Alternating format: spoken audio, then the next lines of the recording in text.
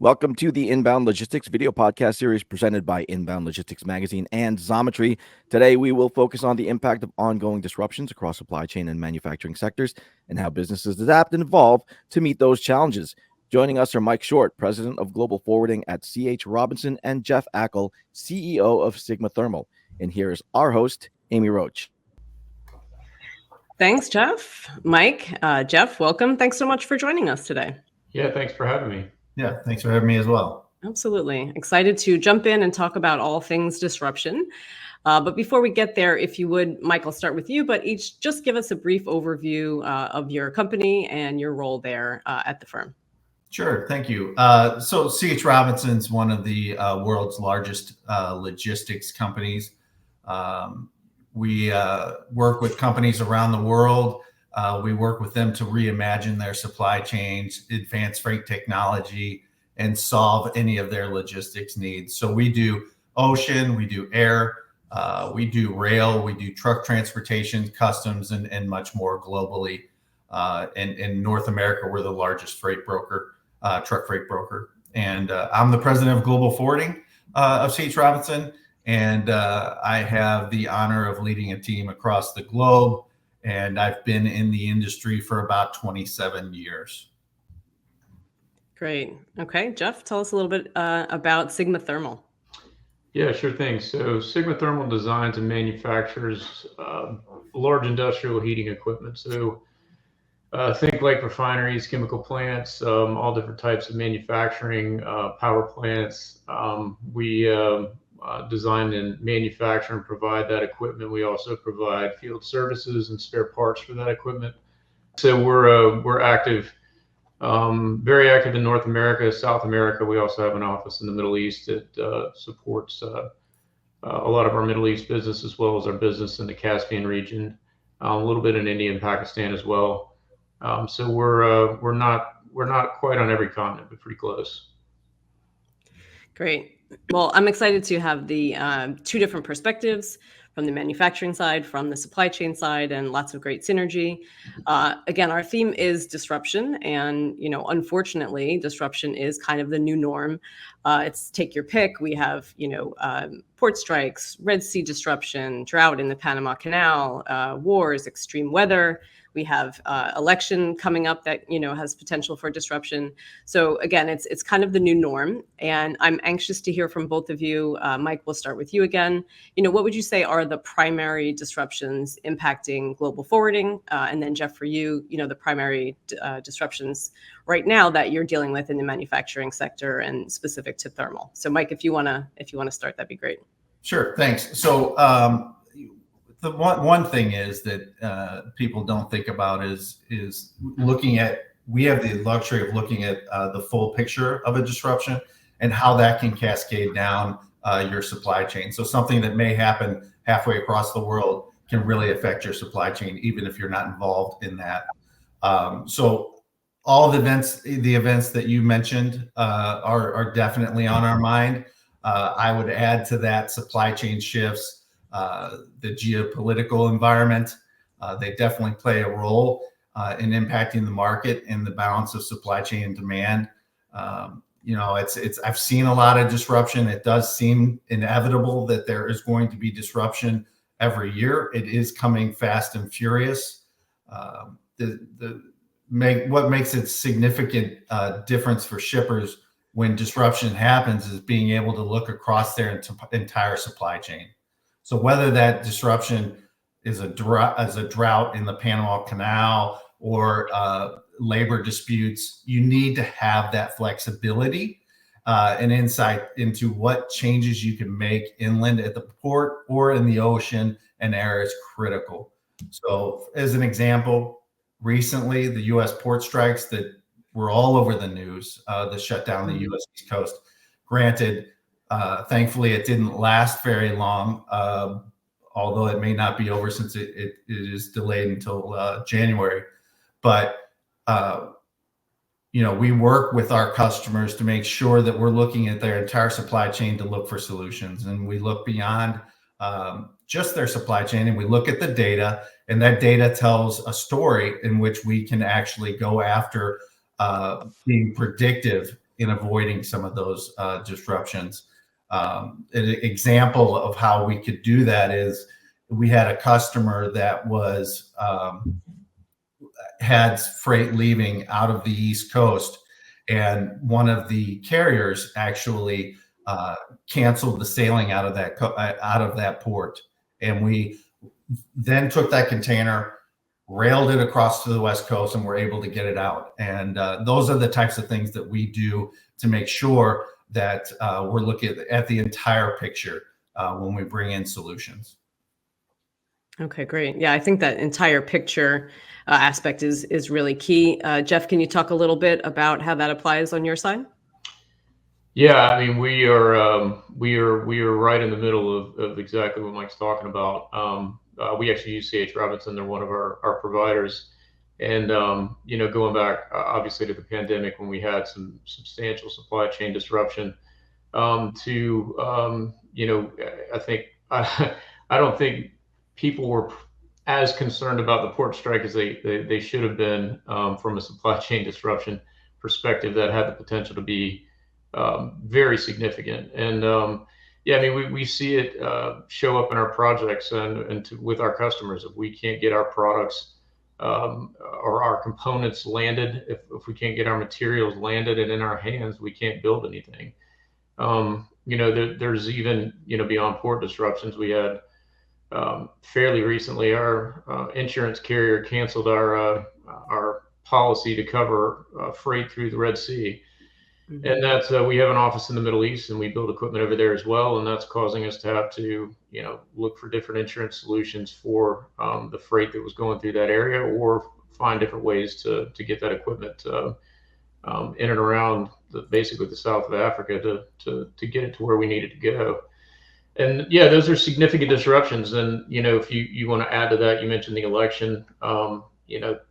Tariffs certainly have impact.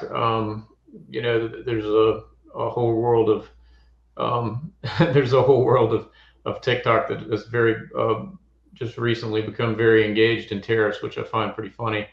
But for sure, those have a significant impact on our pricing to our customers, and managing that and the timing of when that comes in, and how if and how we can pass that to our customers is also very disruptive to our team and trying to execute our projects.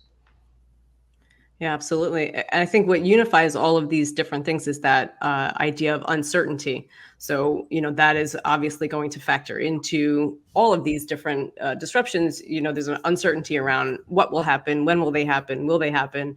So I guess the next sort of segue question is, how do you kind of from a high level try the best to mitigate the impact of these disruptions?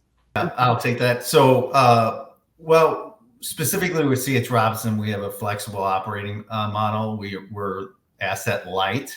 Mm-hmm. So in our business model, it's set up to help alleviate negative impacts during some of these disruptions. So by being flexible, we can use our arsenal of different services and products to be able to combat some of these things that come along either unexpected or we take the data within our business to be able to predict some of the things that can happen, and then we take that data and we see how we're able to solve some of these disruptions with the least amount of impact on our customers. And that's really one of the keys. Is just, we know there's going to be disruption. It's all about making sure that those disruptions have the least amount of impact to our customers. Yeah. I think for us, it's really about planning for disruption. I think as you said earlier, it's kind of like the new norm. And if you're not planning to be disrupted, then you're going to fail.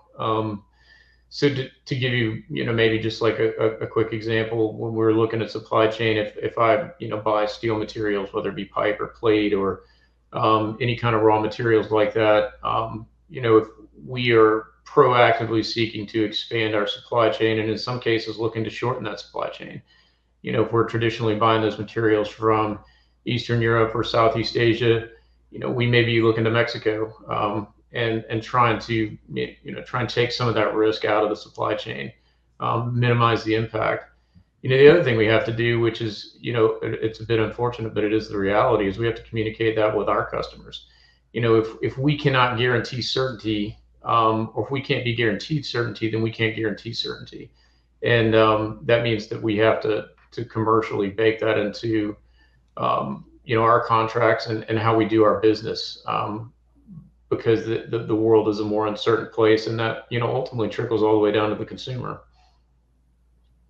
So planning for disruption is one thing. We also need to consider the leadership component of it. So I'd love to hear from both of you on your leadership perspective and how you lead through disruptions. Have you had to adjust your leadership style, or do you have an overarching philosophy of how to keep the organization going through hard times and disruptions? I think the first thing that comes to my mind is regards to being in these situations where there is disruption, is being agile. I believe that being regimented and having a stiff structure does not allow you to react to the things that you need to react to. You have to think outside the box. There are things that have happened, such as the pandemic, such as the Suez Canal, that we've never anticipated or had previously, and we need to react differently than we ever have. We work with over 90,000 different customers. Within those 90,000 customers, there's no one supply chain that is exactly the same. So you have to react to those globally. We have boots on the ground around the world, and those people need to react differently based upon the nuances within their own market, within their customers, and within the providers that we work with today. So it's just being agile, thinking outside the box, and making sure that we put our customers first. Yeah, I mean, I think I would offer a similar insight. For us, and for me personally, I kind of like to think about it as you need to be comfortable being uncomfortable. You need to be planning for things to not go well at all times, and as long as that is, part of your planning, then it does become, a little bit more manageable, instead of being surprised every time that something doesn't work out exactly the way you planned. And whether that's pre-planning by further developing your supply chain and building options for yourself on how you might be able to source something or secure something, or whether that's just planning for your day to involve some amount of management of a situation that you hadn't anticipated. I think planning for the unexpected and expecting that to be part of your daily routine is really the best way to manage it, so that you're not constantly in a panic mode or constantly trying to fight fires. It just has to become part of your daily routine. Yeah, that makes a lot of sense. And Mike, you mentioned agility, and I think another one of the buzzwords would be resilience. So if you could both talk a little bit about, some strategies maybe that your organizations are employing to build supply chain resilience in the face of these disruptions. It's obviously very important to have a resilient supply chain to get through these things. So how do you put that into play? Yeah, sure. I would think that one of the key things that we've done is diversifying our products, educating our customers to make sure they're diversifying their supply chain. Some of the key words you hear out there nowadays are nearshoring. That's one aspect of that diversification, but being able to make sure that as things come along, like the pandemic, or as things come along, Jeff mentioned it earlier, like the tariffs, you being able to be agile, as I said before, but being educated in knowing what you can and what you can't do within your own supply chain. I think that's where most of our discussions go with our customers, and looking at some of the biggest disruptions. And following the pandemic, a lot of shippers saw the need to further diversify not only their sourcing, but looking at nearshoring, looking at different countries, looking at potentially different products and ports and modes. We work with our customers today in regards to some of them only using the ocean product. Today, they use the air product, or they use consolidation methods. And it's a different world, and the customers are coming along, and we spend most of our time discussing, analyzing, and educating.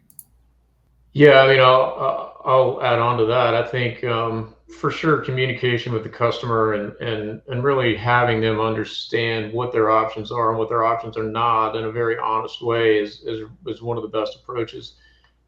We often work with big companies that have a lot of their own specifications, and in many cases, their supply chain drives our supply chain. Mm-hmm. So, as a quick example, if I was to say, okay, well, Dow Chemical says you must use Rosemount temperature instruments. Okay, well, what are my options for getting those Rosemount transmitters or temperature sensors? And can I reliably say to that customer, yes, I can acquire those things, or do I have to go back to them and tell them, yeah, we'll try to do that if we can, but just realize there's some uncertainty in that. Do you have some flexibility here where we can possibly approach another supplier? So for us, that is a strategy, and communicating with the customer is exactly what we need to do.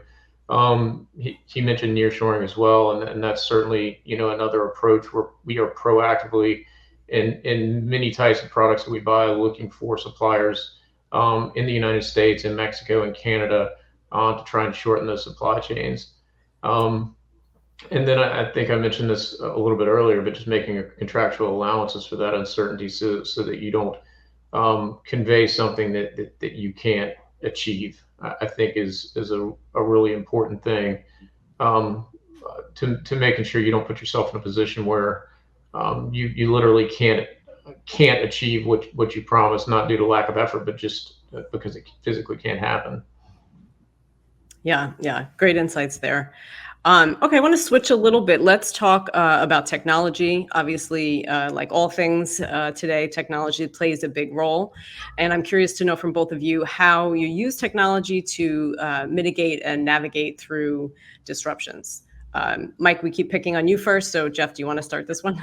Yeah, sure. I think, for us, it's kind of interesting. I mean, we're clearly in a B2B space, and but what I think is interesting about it is that the business to consumer environment is really what drives our environment. And what we are finding is that most of our customers are starting to expect our business to behave much in the same way that a business to consumer platform would behave.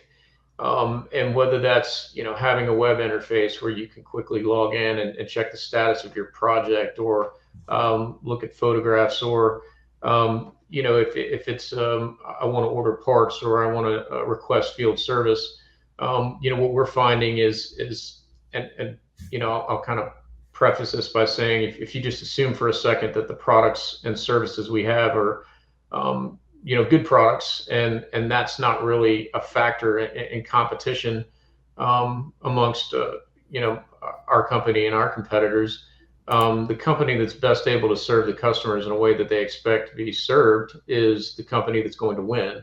So if we can, for example, make buying spare parts or requesting field service as easy as it is for somebody to go on Amazon and buy something and have it delivered to their house, then we feel like we will ultimately be more successful. I think it's just the expectation is that for ease of access, unrestricted access to information, and ease of achieving what you want, whether that be buying a product or requesting a service. Yeah, that makes a lot of sense. Mike, are you seeing similar ideas? We are definitely. I would say that technology has brought so much to the logistics field in regards to visibility, data integrity, making sure that we're able to offer different solutions to our customers. Within C.H. Robinson, we have our own in-house technology, as well as using third-party software, and we've come a very, very long way and we have an interface with our customers to where we can actually interact in real time to make changes on the fly. And as you speak about AI, I mean, that is we're just starting to understand what that can do to someone's supply chain and how it can help us. But take, for example, we receive 11,000 quote requests a day for truckload alone, which is only one of our products.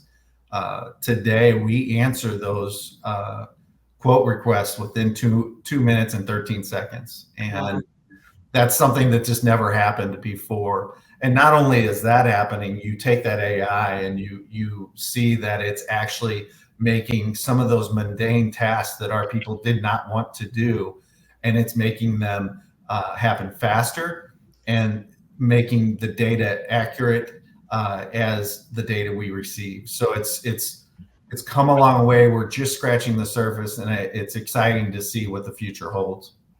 And Amy, can I ask Mike a quick question about that? Yeah, of course. So, Mike, I'm interested. I'd read a lot about blockchain and logistics. And that's not necessarily a new space. And I'm just kind of curious from your perspective. Do you see blockchain actually showing up and tracking and showing up in positive identification of materials and transactions? What I would say about blockchain in particular is we're not seeing it on a broad basis. We are seeing within certain verticals as being necessary, like pharmaceuticals, but is from a broad-based perspective across our business, almost all of it is not a requirement, and we're not seeing much activity across our customer base. Yeah, interesting. And I'm glad you both brought up AI and blockchain. Obviously, those are technologies that have a lot of potential going forward. But on the flip side, they also could be additional disruptions, learning how to use these, how to apply them. Can you talk a little bit about that side? Is there a flip side of that coin where the technology acts not just as the solution, but also as the disruptor? And how do you deal with that? From my perspective, technology can be a disruption in regards to not keeping up the pace with what is available today and what your customer expects. I think that's probably one of the biggest areas that we see as a disruptor. And we spend a lot of time not only working with our customers, but working with third parties to make sure that we're keeping up pace with technology and making sure that we stay out in front of it. Yeah, I think it's a challenge to, you don't want to be the last one to adopt a technology. You can certainly fall behind that way, and if you adopt too early, then you may have jumped on board with a technology that's not going to resonate and not actually move forward.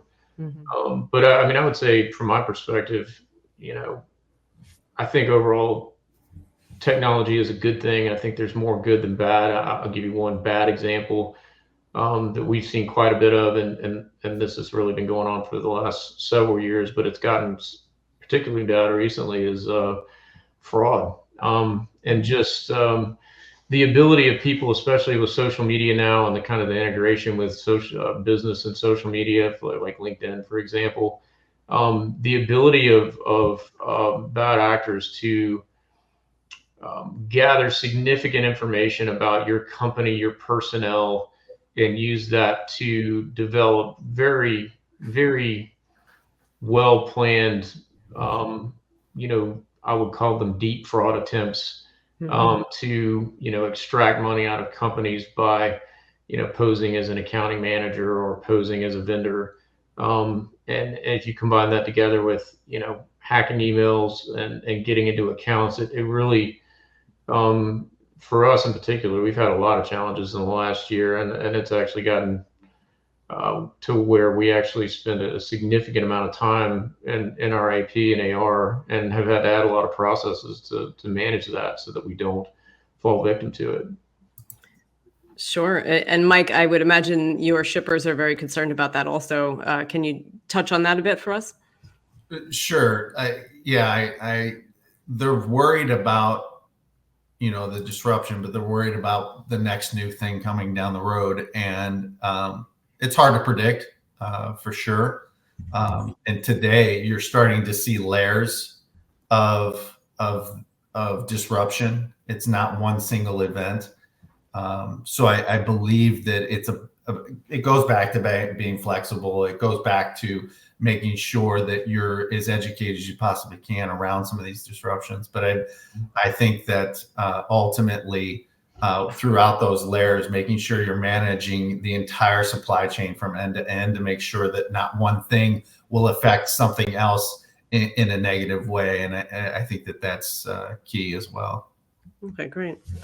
I want to touch on one other disruption in terms of sustainability. And it's not necessarily a disruption on its own, but similar to how we were saying with AI, the emphasis placed on sustainability and getting to more sustainable business practices can be, a disruption on business as usual.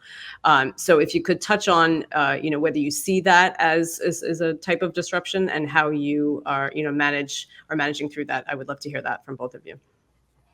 Yeah, I mean, I can start that one. For us, we're an energy company. We're in the energy space, and so sustainability is it's an everyday part of what we do. And you mentioned technology, and I think that kind of refers to AI and IT and the traditional tech space. But for us, technology is energy, right? And how that energy is produced, how it's transmitted, and how it's consumed.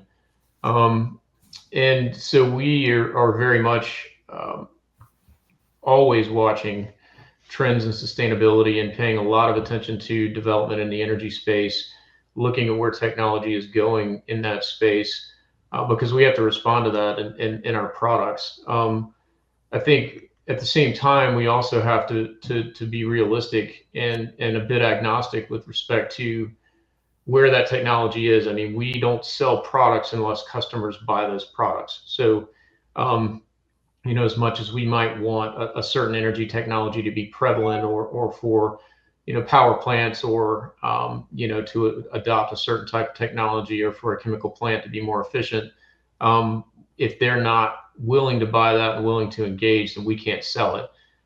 So we have to live in both worlds. We have to be aware, we have to be prepared, we have to continually develop our products and shift our products to be ready for that sustainable future. At the same time, we have to be conscious of what the market's demanding and be prepared to provide what that market requires. So it's a bit of a mix for us. As much as we're aware of everything that's out there and all the technology that's available, we can only offer what's being consumed. And, I think obviously you're seeing that play out on a national stage right now. It's very much a policy oriented direction, and it's very much become politically oriented concept and a politically oriented thing to talk about where you have, significant amounts of money being spent and lobbied on varying views on what that should be. But again, regardless, wherever it ends up is where we need to be. Right. Sure. Oh, and Mike, obviously getting to greener supply chains and greener transportation is huge on your side of things. Can you talk about how you handle that a little bit? Sure.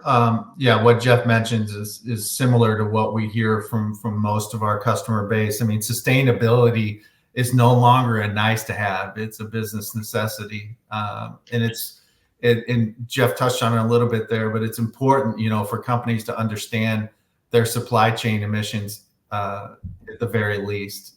Mm-hmm. There is going to be disruption from non-compliance, as mainly due to increasing regulations across the world, and that's only going to continue. And we as an organization help our customers identify their goals, making sure that they're in compliance, and bring those solutions forward. Yeah, makes sense. Okay. So let's close out with a little future looking. I would ask both of you, what do you think is the next disruption coming around the bend, and how are you preparing for it now? I'll jump to this one real quick. So what I would say is we can't predict most of the disruptions. We wouldn't have seen COVID. We wouldn't have seen some of the weather events that created some of the issues. There are some that we can prepare for, like a strike or things of that nature. But it's really about ultimately managing through the different layers of disruption. We are looking in the short term, we're looking at the strike that was delayed into January. So we are preparing for that. We're working with our customers. We're making sure that they have solutions that are diverse and actually can react in real time to make sure that there's the least amount effective of those disruptions. So that's probably the one that's top of mind, is that one. But we're prepared at all times. As we know, disruption is something that's going to continue, and the pace of that disruption is actually becoming faster and faster. Yeah. Yeah, I mean, for sure, there are broad disruptive trends that I think are a little easier to see and a little bit easier to react to. Just one quick example on the positive side, there's been, or at least positive side for us, there's been a broad trend towards rebuilding manufacturing in the U.S. That's not really, I'd say that's fairly politically neutral. It's been nice to see really most of the country get behind the idea that we should build more things here. And for us, for a company like us that supplies equipment to people to build things, that's a good thing. And so that's a disruption that we hope will continue, over time. As far as more immediate things, I think Mike's right. It's really hard to just know in advance what's going to happen, other than just to expect that you're going to be surprised in any given week with what pops up. I mean, of course, you could point out the election as probably the most immediate thing that's going to happen, and you have fairly significant difference in the direction that each party wants to go. And so, as a business, I think you just have to be prepared for both. I think you have to be prepared to react to any kind of change in trade policy, any kind of change in tariffs, any kind of changes in corporate taxes that may impact, for example, capital investment for people who buy capital equipment like ours. So I think all of those things have the potential to disrupt the world in the very near future, and we can certainly plan for both sides of those things, but I don't know if that really qualifies as a disruption if you can plan for it well in advance. So I think Mike's right. I think it's hard to see for sure. I will promise you one thing: between now and let's say next March or April, I'm sure there will be something that we didn't discuss today that happened that we had to react to. So there's no doubt. Sorry about that, Jeff. I don't know how the heck I overlooked the election. That probably should have been. That's coming. It's coming for sure. Yeah. Well, be prepared to be unprepared seems to be the takeaway, or be prepared for anything, I should say, in a more positive way. Simple concept, very hard to execute. Obviously, this is a key topic that is of ongoing interest to our audience. So I thank you both, Mike and Jeff, for your great insights today. Thanks for joining us. Thank you very much. Yeah, it was nice to talk to you, Mike, and appreciate, Amy, you having us on.